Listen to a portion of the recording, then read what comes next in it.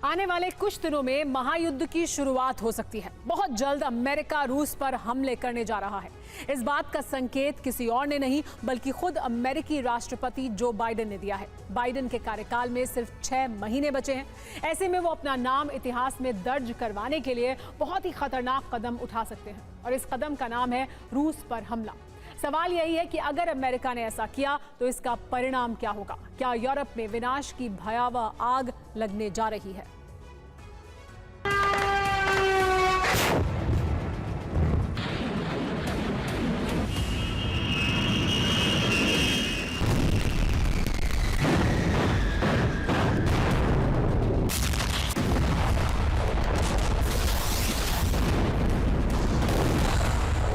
अगले 6 महीने ये तीसरे विश्व विनाश का कालखंड साबित होने जा रहा है।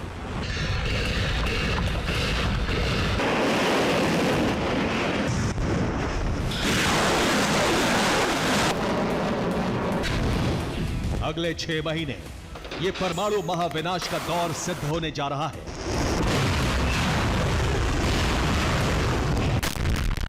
अगले 6 महीने रूस और नेटो में ऐसी जंग होने जा रही है जिसकी कल्पना किसी ने नहीं की होगी।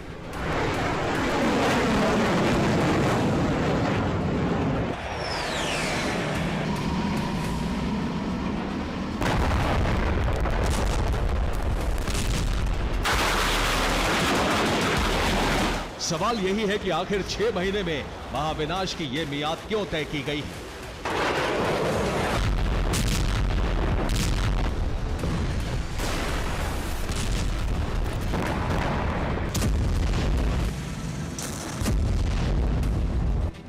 इसे आप तब समझेंगे जब अमेरिकी राष्ट्रपति जो बाइडेन के सबसे नए, सबसे ताजा और सबसे खतरनाक बयान को सुनेंगे। For the next 6 months, I'll be focused on doing my job as president. You know, I will keep working to ensure America remains strong. We'll keep rallying a coalition of proud nations to stop Putin from taking over Ukraine and doing more damage. We'll keep NATO stronger. And I'll make it more powerful and more united than any time in all of our history. अमेरिकी राष्ट्रपति Joe Biden के बयान को आपने गौर से सुन लिया होगा। Biden ने कहा कि वो पुतिन और उनकी सेना को रोकेंगे, यूक्रेन पर रूस का कब्जा नहीं होने देंगे, यूक्रेन को तबाह होने से बचाएंगे, इसके लिए नेटो को मजबूत और एकजुट बनाएंगे। बाइडेन ने खुद ही कहा है कि इस काम को करने के लिए अब उनके पास सिर्फ 6 महीने का ही वक्त है। इसका मतलब यह हुआ कि अगले 6 महीने में बाइडेन और उनकी ब्रिगेड पुतिन और उनकी सेना का पक्का हिसाब कर सकती है।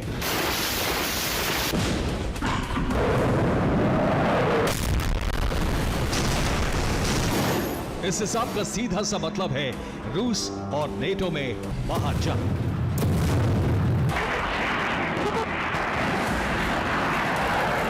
बतौर अमेरिकी राष्ट्रपति जो बाइडेन का कार्यकाल पूरा होने जा रहा है, अपने पहले और अंतिम कार्यकाल में जो बाइडेन ऐसा कुछ नहीं कर पाए जिसकी वजह से उनका नाम इतिहास के पन्नों में दर्ज हो। माना जा रहा है कि अपने बचे कार्यकाल के दौरान बाइडेन रूस पर आक्रमण करने का आदेश दे सकते हैं और ऐसा करने के बाद बाइडेन भी अमेरिका के शक्तिशाली राष्ट्रपति के फहरिस्त में शामिल हो सकते हैं। तो सवाल यही है कि क्या अपने बचे हुए 6 महीने के कार्यकाल के दौरान बाइडेन ब्रिगेड रूस पर हमला करने जा रही है?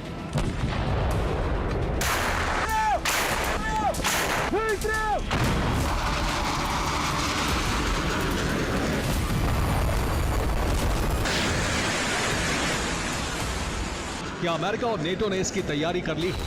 दुनिया के बड़े रक्षा विशेषज्ञ तो इसी बात की तरफ इशारा कर रहे हैं। अमेरिका और नेटो की सैन्य गतिविधियों की वजह से एक साथ कई फ्रंट खुल गए हैं।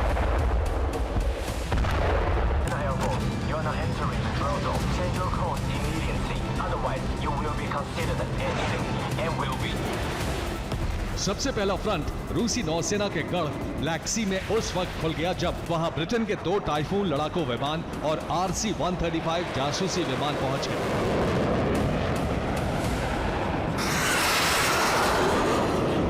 इसके बाद रूस के Su-27 ने ब्रिटिश विमानों को घेर लिया।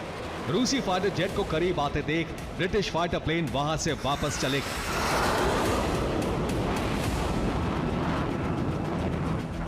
नेटो के विमान ब्लैक सी पहुंचे तो रूस और चीन ने भी अमेरिकी बॉर्डर के पास अपने घातक बॉम्बर भेज दिए। मतलब नेटो को ईंट का जवाब पत्थर से देने की कोशिश की गई। रूस और अमेरिका में युद्ध का दूसरा फ्रंट तब खुल गया जब अमेरिकी शहर अलास्का के पास रूस चीन के 4 बॉम्बर पहुंच गए। रूस के 2 Tu-95 और चीन के 2 H-6 बॉम्बर अलास्का के पास पहुंचे। बॉर्डर पर 4 बॉम्बर पहुंचने से अमेरिका और कनाडा में हड़कंप मच गया। हालात से निपटने के लिए पेंटागन को इमरजेंसी प्रोटोकॉल लगाना पड़ा। यूएस कनाडा के लड़ाकू विमानों ने रूस और चीन के बॉम्बर को घेर लिया। अमेरिका ने घेराबंदी के लिए F-16 और F-35 लड़ाकू विमान भेजे तो कनाडा ने CF-18 फाइटर जेट भेजे। इतना ही नहीं, खतरे से बचने के लिए अमेरिका कनाडा ने सपोर्ट विमान भी डिप्लॉय कर दिया। रूस चीन और अमेरिकी विमानों के बीच आसमान में काफी देर तक टकराव की स्थिति बनी रही। बाद में रूस चीन के बॉम्बर वहां से लौट आए और इस तरह से महायुद्ध कुछ वक्त के लिए टल गया।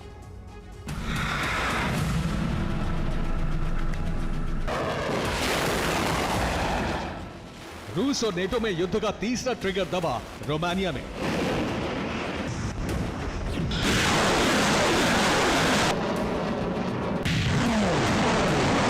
यूक्रेन के ओडेसा में हमले के लिए रूस ने ड्रोन दागे। एक ड्रोन रोमानिया के एयर स्पेस में चला गया। रोमानिया के एयर डिफेंस सिस्टम ने इसे मार गिराया। रूस का ड्रोन रोमानिया पहुंचा तो रोमानिया की वायुसेना हाई अलर्ट हो गई। आसमान में रात भर रोमानिया के लड़ाकू विमान उड़ान भरते रहे। रोमानिया पोलैंड के बाद दूसरा नेटो देश है जहां रूस के हथियारों ने घुसपैठ की है। ऐसे में माना जा रहा है कि रूस की तरफ से यह घुसपैठ भी महायुद्ध का कारण बन सकता है।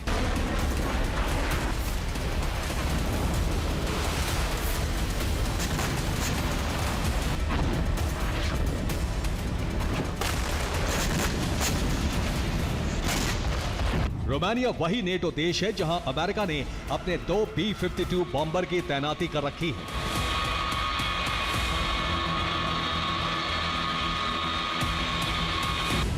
इतना ही नहीं, रोमानिया में नेटो ने सेना और हथियारों की भी तैनाती कर दी है।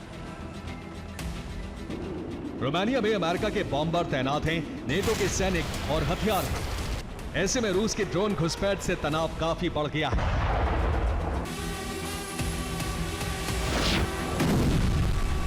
तनाव बढ़ा तो अमेरिका के आदेश पर पोलैंड ने अपने लड़ाकू विमान कैलिनिनग्राद के पास भेज दिए। रिपोर्ट्स है कि पोलैंड के विमान कैलिनिनग्राद में रूसी सेना की तैनाती से जुड़ी जानकारी जुटा रहे हैं। अमेरिकी नौसेना ने हाल ही में हवाई आइलैंड के पास दुश्मन के युद्धपोत को डुबोने का अभ्यास किया। इतना ही नहीं, अमेरिका 25 से 27 जुलाई के बीच हाइपरसोनिक मिसाइल का टेस्ट करने जा रहा है। अमेरिका के इन कदमों को रूस और चीन के खिलाफ तैयारी के तौर पर देखा जा रहा है। माना जा रहा है कि बाइडेन की अगुवाई में नेटो सेनाएं 6 महीने के अंदर ही तीसरे विश्व युद्ध का बड़ा ब्लास्ट करने जा रही हैं।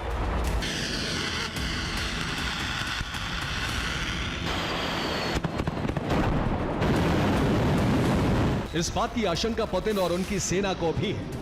यही वजह है कि पुतिन ने अपनी न्यूक्लियर फोर्स को 2 महीने के अंदर दोबारा परमाणु युद्धाभ्यास करने का आदेश जारी कर दिया है।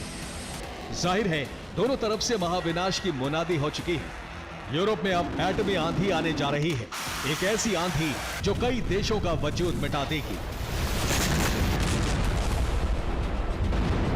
Bureau report, TV9 Bharatvarsh.